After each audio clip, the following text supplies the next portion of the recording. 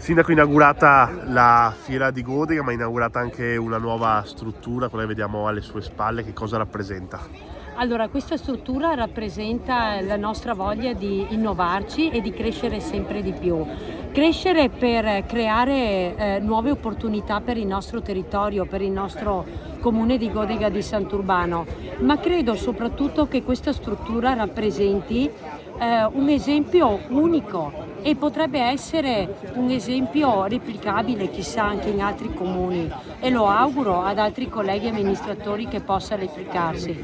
Questa opera rappresenta un grandissimo lavoro di sinergia nel territorio tra ente pubblico e istituzioni pubbliche, quindi, e anche i privati. In questo caso mi riferisco a chi ha donato la struttura, il Cavalier Patrizio Dei Tos di Itlas, patron di Itlas, e il presidente di Banca Prealpi San Biagio, Carlo Antiga.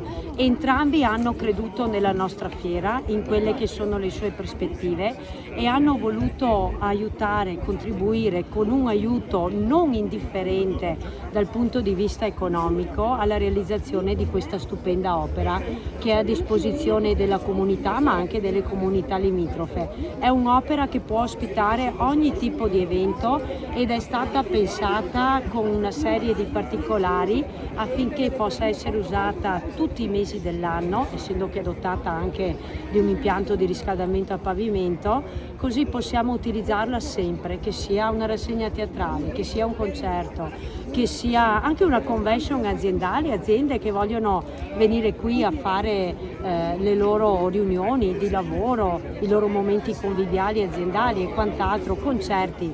È una struttura che si dedica a tutto, anche alle mostre. Chi più ne ha più ne metta. Ci sono 1000 utilizzi come i 1000 metri quadri di questa superficie.